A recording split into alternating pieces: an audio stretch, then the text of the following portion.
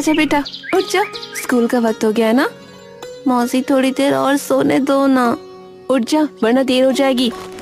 किट्टू आंख मसलता हुआ उठता है। ठीक है। किट्टू उठकर फटाफट नहाने चला जाता है और लक्ष्मी उसका खाने का डिब्बा बांध देती है। किट्टू जल्दी से तैयार होकर बाहर आता है। मौसी, हाँ आई।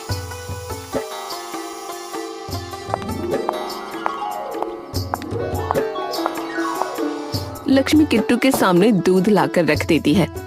ये क्यों ले आती हो बार बार? क्योंकि ये सेहत के लिए अच्छा होता है, पी जल्दी से इसे। बचपन में तू ऐसा पागल हुआ रहता था इस दूध के लिए, अब नाक चढ़ाता है। बताओ। मौसी, आज मेरे जूते भी लेने चलना है, याद है ना? पूरी तरह फट गए हैं पुराने वाले। हाँ बाबा, चल पड़ेंगे, तू दूध तो पी ले फटाफट। किट्टू अपना दूध खत्म करके स्कूल के लिए निकल जाता है। लक्ष्मी तभी झाड़ू उठाकर घर की सफाई करने लगती है। तभी चमेली और परवीन वहां आ जाते हैं। लक्ष्मी, बेटी तू किस मिट्टी की बनी है? पूरे 10 साल हो गए तुझे, ना कभी अपने लिए कुछ मांगा, ना कुछ अपने लिए किया। सब कुछ किया तो बस किट्टू के लिए। बेटा, थोड़ी अपनी भी सोच। उम्र निकलती जा रही है तेरे ब्याह की, और जो भी देखने आता है वो किट्टू की बात सुन के वैसे ही मना कर देता है।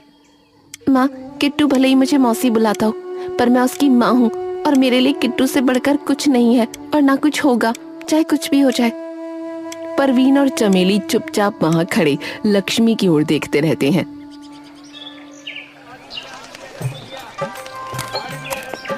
लक्ष्मी किट्टू को उसके जूते दिलाकर बाजार से वापस आ रही होती है।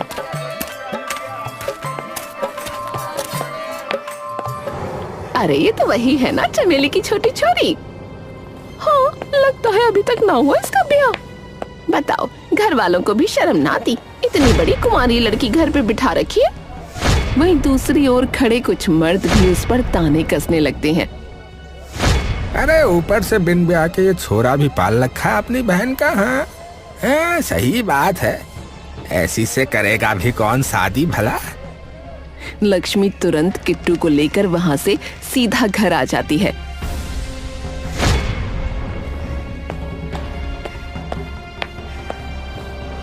एक कोने में बैठे बिलख बिलख कर रोने लगती है। मुझे तो सभी लोग ऐसे बोलते हैं जैसे इनके साथ कुछ गलत किया हो मैंने। तभी किट्टू उस कमरे में आ जाता है।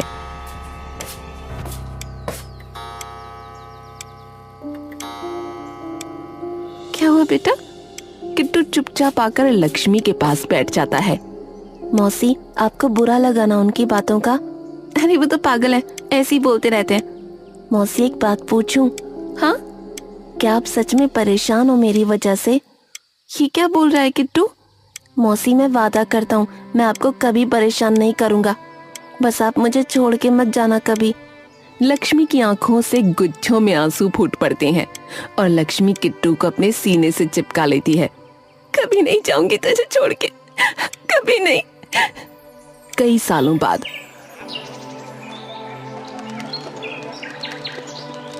समय का पहिया कुछ ऐसे घूमता है कि कुछ ही सालों में लक्ष्मी के पिता भी चल बसते हैं। लक्ष्मी की जिंदगी में एक तरफ बूढ़ी माँ होती है और दूसरी तरफ किट्टू।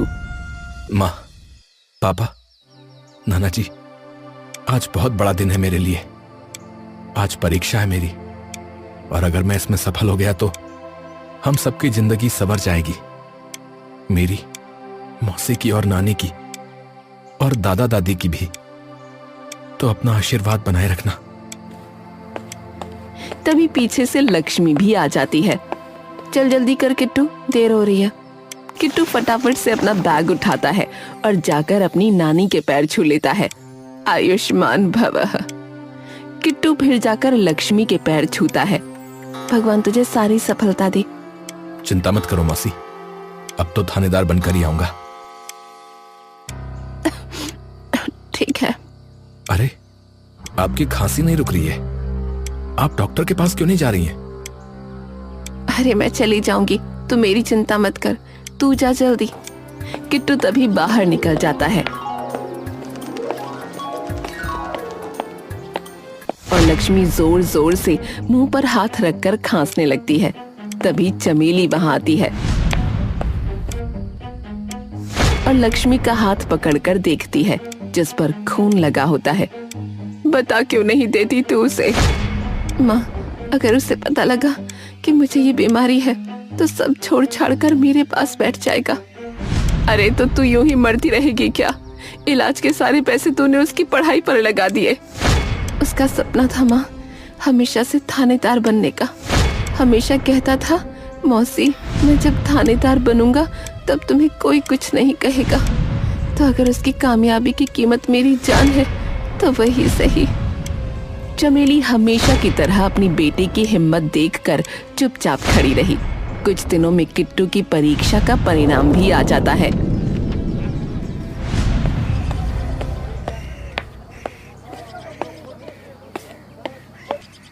मौसी, नानी। दोनों बाहर आते हैं। क्या हो गया? मौसी, मैं पास हो गया, मैं पास हो गया। ये सुनते ही लक्ष्मी की आंखों से खुशी के आंसू छलक उठते हैं।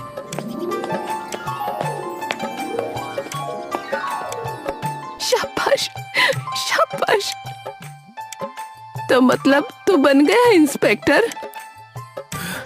अभी तो नहीं बना नानी, पहले ट्रेनिंग होगी मेरी। तो 6 महीने के लिए दिल्ली रहना पड़ेगा, पुलिस एकेडमी में। अगले हफ्ते ही जाना है। 6 महीने? कोई नहीं, तू आराम से जा। मौसी, आप चिंता मत करो। एक बार इंस्पेक्टर बन गया ना, फिर तो आप लोगों के साथ ही रहूंगा। जीप में घूमेंगे, जीप में। हाँ बिल्कुल, जा तू अब तैयारी कर दे अपने जाने की, और कुछ खरीदना हो तो पैसे दे दूंगी। कोई नहीं, चलो मैं अपने दोस्तों को बता के आता हूँ। किट्टू तभी बाहर निकल जाता है।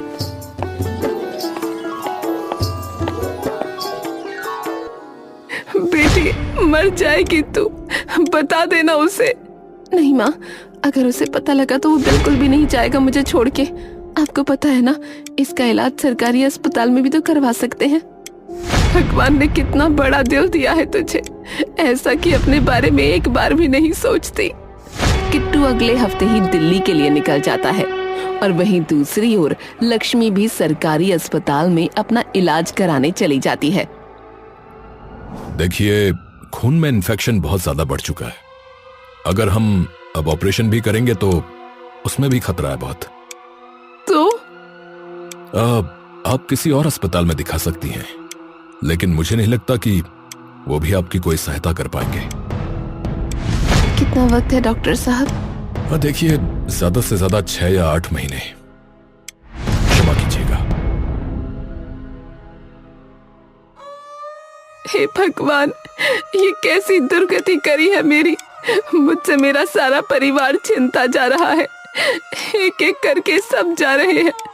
लक्ष्मी चुपचाप अपनी हिम्मत के टुकड़े बटोर कर, चलो माँ, कोई नहीं, चलो।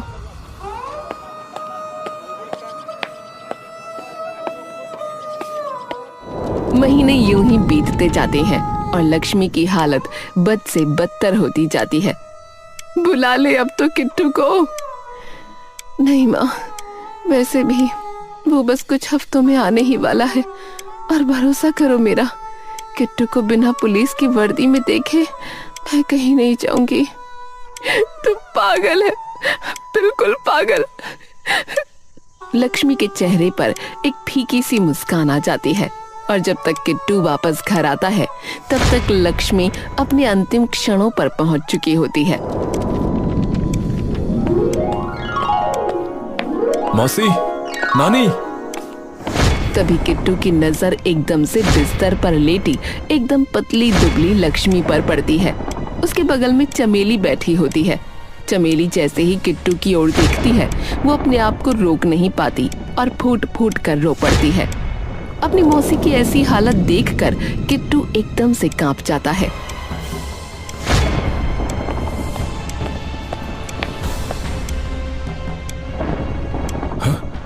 मौसी, मौसी, मौसी, ये क्या हुआ? ये क्या हुआ आपको? आपने मुझे बताया क्यों नहीं कुछ? क्योंकि तू सब कुछ छोड़ छाड़ के आ जाता। फिर जरा थोड़ा दूर खड़ा हो जा, अभी तो देख लूं कि मेरा किट्टू वर्दी में कैसा लगता है। किट्टू कांपते पैरों से थोड़ा पीछे जाकर खड़ा हो गया। एकदम सुंदर। किट्टू फिर से अपनी मौसी के पास आकर बैठ जाता है। मेरी बात ध्यान से सुन, मैं अब जाने वाली हूँ। नहीं नहीं नहीं नहीं, आप झूठ बोल रही हो, आप झूठ बोल रही हो, ये सच नहीं है। बात सुन ध्यान से। किट्टू चुपचाप अपनी मौसी के पास अपने कान ले आता है। अब नानी का भी ध्यान रखना है तुझे और अपना भी, ठीक है? किट्टू कुछ नहीं बोलता, बस नीचे देखकर रोता रहता है। किट्टू वादा कर मुझसे, मेरी आखिरी इच्छा भी पूरी नहीं करेगा? किट्टू कांपते हाथों से लक्ष्मी का हाथ पकड़ता है। वादा करता हूँ, वादा करता हूँ। हाँ मेरा प्यारा बेटा। और बेटा, अगर तेरी परवरिश में कहीं कमी रह गई हो तो माफ करना। मौसी, क्या बोल रही हो? आपने सब कुछ दिया है मुझे, सब कुछ। आप मौसी नहीं, आप मेरी माँ हो, है ना माँ? लक्ष्मी के चेहरे पर हल्की सी मुस्कान आ जाती है और लक्ष्मी अपना दम वहीं तोड़ देती है, मानो वो इस लम्हे का इंतजार सदियों से कर रही थी। माँ, माँ! चमेली जमीन पर गिरकर रोने लगती है और किट्टू धीरे से लक्ष्मी की पलकों पर हाथ फेरकर उसकी बेजान आंखें बंद कर देता है। धन्यवाद माँ, धन्यवाद आपका।